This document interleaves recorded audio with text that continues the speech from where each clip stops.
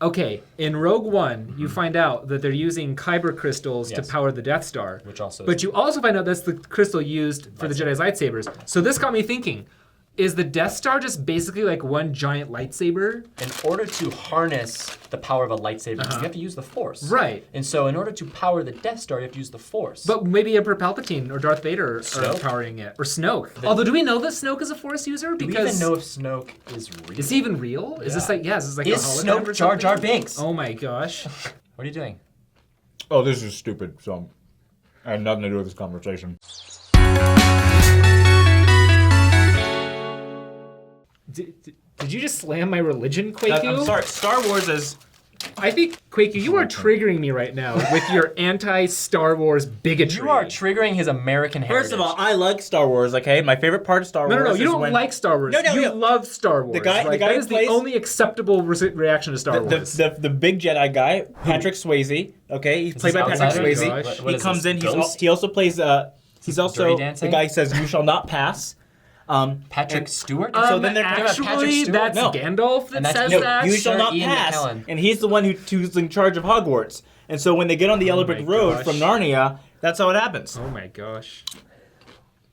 I don't dislike. I've only seen the one where the kid You keep contradicting yourself. His parents die in the You can't keep your desert. position straight here, Yeah, Kwaku. like- No, I've seen two. I've seen the one where the kids die in the desert, gosh. and I saw the He one. doesn't die in the desert. What is this? No, his dies in the parents desert. died, like getting zapped or something. No. Well, I saw that Dies one. by the Tusken Raiders. Then I saw the Raiders football team. Then I saw the one where there's like the guy like at the end she's got the lightsaber and he's like on the cliff and it like goes into the That's the Force 360. Awakens. Yeah, that that's one. That's episode 7. It's a fantastic film. It is a phenomenal film. And if you don't like it, your opinion is wrong. Yeah. That's all I have to say about that. No. See, he can't even handle the Well, truth. now that we have like an he has to leave, right? He can't even handle any of this. He's so boring. But yeah, we Mormons love Star Wars. We do Why love do we Star love Wars. Star Wars? I think we love Star Wars because we see so many gospel principles embedded into the hero's journey, embedded into the screenplay, the actual lines that are being spoken. And I think it comes down to the Force. Yeah. Okay, how so? Okay, the Force to me is a power that governs the universe, as they say in Star Wars. It surrounds us and binds us. Yeah. It is something that is unbreakable, will always live on through the galaxies, as they say. And so it's almost just like how we explain the priesthood. Right. That it is a binding power that can create, that can take away, that can bind things on heaven and on earth, and can train you to be a better person as long as you are righteous. Right, and that's sort of the key, right? Is you have to be sensitive to the Force, that you then sort of through training you learn how to yield, right? Yeah. And it can either be used for good or for evil. Exactly. Right. The light side or the dark side. So it's sort of the same idea for the priesthood, right? Like. The priesthood just doesn't innately come to you. The idea in Mormonism is you have to like train it and hone it over time through righteous actions, and you can abuse your priesthood. The Force is witchcraft. You just threw an American flag. You hate Star Wars and America, America? Kwaku? Oh my gosh. Also, I think we should really get down to the nitty-gritty here. Who's your favorite Star Wars character? I have to say it has to be Luke Skywalker. Really? Yeah, because Even though he's the so hero. whiny. He's the hero of the hero's journey. He has a character arc, Ian. Okay. He starts out being really whiny, and then he saves the rebellion. Come on. But I was going into Toshi Station to pick up some power converters. And he redeems his father, Darth Vader. Anyways. This is going to get real deep real fast. Okay. Luke, throughout the films, he kind of transgresses in order to fulfill the greater good. So we see in Episode 6, Return of the Jedi, he shows up at Jabba's palace. And what does he do? He force chokes one of the guards, Which is part of the dark side. And he's wearing dark clothing. He's wearing dark and he has clothing. like brooding and everything. Right. Yeah. If you were to follow I think it's called the Tomahawk or the Machete Order. The Machete Order. The Machete Order. If you were to follow that, you watch 4, 5, 2, 3, 6. So you finish with 3, where Anakin is burning in lava and he's dark, but he was good and became dark. You watch 4, 5 before that, and you're like, Luke's great, and then you watch 6, and you're like, Luke's evil. What is At least this? that's what you're sort of setting you up for. You think that, yeah. Does that have any type of gospel relevance? No. Enough. Oh no. Not right. Well, it's interesting. I think one sort of gospel principle you can get from that is you can't always judge people based on their outward appearance. Yes. Right? Like, and sometimes people will do things that on the surface may seem kind of questionable, but ultimately it may be for a bigger good, a better, path or a better good. So You can judge them if they're nerds. Get out of here. okay, Kwaku, seriously? My religion is Mormonism-Star Wars. So if you keep this up, I'm going to sue you for religious bigotry. He's 'cause naming you are his attacking child my religion. Joshua Nabu. That's what he's naming his child. Joshua Nabu, absolutely. It's very Judeo Star Wars. Oh, yeah, I guess that works. Yeah. Okay. Yeah. I don't even know how to speak because I feel like I'm gonna anticipate things being thrown at me. Thrown at us. You're like throwing like mini fridge things, like I'm in my parents' basement living until I'm 40.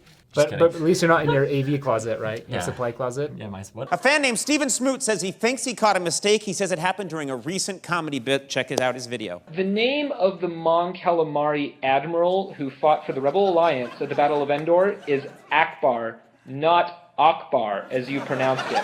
What is that? He's in a he's in a supply closet. Are you in your AV closet again? Oh, reference. Oh, that was good. Yeah, I know that. So my favorite character Yeah. is a new character. It has been introduced in episode 7. Her name is Rey. Rey, yes. Okay, so she, number one, is the epitome of goodwill. I find her as extremely resourceful and practical, but it's her goodwill that is always governing her actions. She always wants to like look out for people that stand in need of help, like Finn, FN 128 or whatever it is. FN 218. FN 2187. And she helps out all of these people, but she rarely even knows them, but it's out of the goodwill of her heart. And I think there's just so many things we can look up to in that scenario. Okay, let's talk a little about like sort of Mormon cosmos and cosmology. Right? This is another reason, a big reason why I think we Mormons totally dig both Star Wars in particular, but also just like sci-fi more generally. Like think Battlestar Galactica, which was sort of co-created by a Mormon, right? So in Mormon cosmology, we believe in like multiple infinite worlds, right? Worlds without end have I created, that's what God says, and so forth. And that people inhabit And that these people worlds. inhabit these worlds, and that there's this place called Kolob that God is sort of living by or on. Wait, God lives near a planet? He lives near a planet, like in the Mormon cosmos. Don't we so live this near is, planets? Well, we live on a planet. And we live near right? planets. And we live near planets too, yeah. We have a solar system. Right, yeah, science, right? So Galaxies. So this is very sci-fi like, right? It's very Battlestar Galactica, Star Wars-esque, right? To talk about like multiple worlds and beings and humans living on multiple worlds. And so I think it just sort of naturally lends itself that Mormons would find interest in this, because as little kids growing up in primary, we're taught about this sort of plan of salvation cosmology. Yeah, I think that's great. Really? What are you doing? Really? You're gonna throw a pillow at us? You keep hitting things. Keep hitting things, Kwaku. Oh, we're breaking the fourth wall by touching all of our equipment. This is all Kwaku's fault. It's hilarious. What else? Dualism. Dualism, yeah. So we kind of talked about that already. But yeah, I guess we did. Yeah, just sort of the idea of dualism is like, there's very clear, distinct ideas of good and evil, right? The dark side and the light side. Yeah. And think about Lehi in the Book of Mormon, right? There must be opposition in all things. Like, it's a very dualistic kind of view of the world. Yeah. So that easily lends itself to, compatibilizing the gospel and Star Wars. And it's very cool to see that these very similar symbols are used for completely opposite purposes. Yeah. Also, Jedi are missionaries. What about them? If you think about it, the Jedi are missionaries. They're these like celibate zealots that go out and try to, preach to other people all the time. I mean, they're these wonderful people that are sharing the gospel. No, but like think of like this like very highly regimented, like sort of monastic lifestyle, right? I think when I write a memoir about my life, it'll be called Mustaches, Waterfalls, and Celibate Zealots. That's pretty good. Copyright 2017, Ian. Yeah. Right? Yeah. Importance of the family. It's a family saga, right? How? Star Wars is how? It follows the Skywalkers? Yeah. Do you like that, though? I do. This is why I want Rey to be a Kenobi. Because it's always a Kenobi. Break the cycle, yeah. Not even that, but it's always a Kenobi that will keep a Skywalker in check. Oh, okay. But Han Solo is Obi-Wan Kenobi in the new rebooted version, right? Like in Episode 7? Because he's the one who, spoiler alert, Han Solo dies. So he's the one who like sort of sacrifices himself like Obi-Wan Kenobi did, right? So. Like, yeah. I don't know if people need There's a whole theory about if him actually what I mean? sacrificing himself so that Kylo Ren can actually fulfill his higher purpose and prove to himself, prove to Snoke. Guys, just so you know. Oh my gosh, what now? No, because of the low male birth rate among Syrians, polygamy was a generally accepted practice on Syria. Even Jedi Master Ki Adi Mundi was allowed to have multiple wives despite the Jedi Order's tendency. That's why he's my favorite Jedi. Wait a second, there are Jedi polygamists? I didn't even know that. This is amazing. This is a Syrian game changer. Jedi polygamist. Polygamy was also practiced by the Kalish. Oh, please no. This is hilarious. Oh my heavens. Breaking news from 3 Mormons. There were polygamous Jedi. Kadi Mundi. I think that proves that polygamy was right. Oh no. Is that too bold to say? I think I don't know. Am I allowed to say that on 3 Star Wars Mormons? before Mormonism. Yeah, Star Wars proves that Joseph Smith was a prophet. Yeah. We're that sensational. We're fanatics. What does this come to? Celibate fanatics. Celibate zealot fanatics.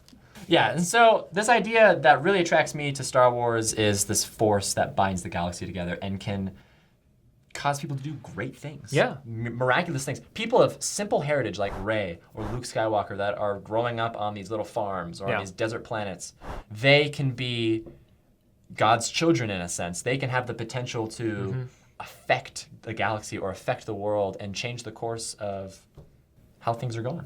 And ultimately, it's all aimed for good and righteousness, right? Like there's very clear moral stakes in Star Wars, in the Star Wars universe. And so you have a very clear motive, a very clear sort of moral trajectory.